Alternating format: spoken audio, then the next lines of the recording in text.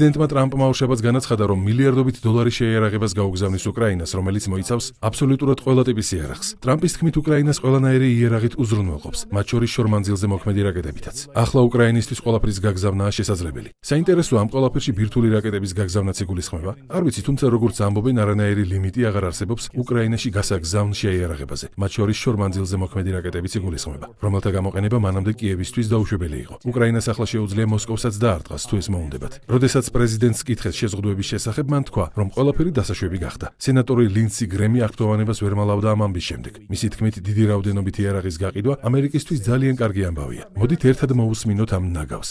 ტრამპი ყველანაირად ცდილობდა პუტინის მოლაპარაკების მაგიდასთან მიწვევას. ახლა მას მიაჩნია, რომ პუტინი ეთამაშება და სწორედ ამიტომ პრეზიდენტმა თამაშის წესები შეცვალა. რა გააკეთა დღეს პრეზიდენტმა ტრამპმა? ის ამერიკულ შეიარაღებას ყიდის ნატოზე, რომლითაც უკრაინა ისარგებლებს. ეს ამერიკის ეკონომიკისთვის ძალიან კარგი ამბავია. ამერიკული სამხედრო სამრეწველო ქარხნები იარაღს მიჰყიდიან ნატოს, რომლის ხარჯებსაც მთლიანად ევროპელები დაფარავენ. იარაღს კი უკრაინელები გამოიყენებენ. ამასთანავე ტრამპმა პუტინს ულტიმატუმი წაუყენა და 50 დღე მისცა ომის დასასრულებლად. თუ პუტინი 50 დღის შემდეგ მოლაპარაკების მაგიდასთან არ დაჯდება, ტრამპი 100%-იან ტარიფს დაუწესებს ყველა იმ ქვეყანას, რომელიც რუსეთისგან ნავთობს და გაზს ყიდულობს, რაც რუსეთის ომის მანქანას ფინანსურ საყრდენს გამოაცლის.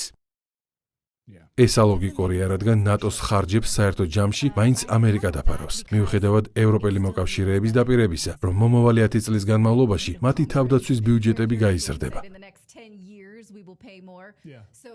ასე რომ ამერიკა ნატოს მიჰყიდის შეიარაღებას, რომლის ფულსაც კვლავ ჩვენ გადავიხდით. ეს უბრალოდ ფულის გათეთრების მასშტაბური სქემაა. გამოიწერე და გაიგე ამბები ლიბერალური ცენზურის გარეშე.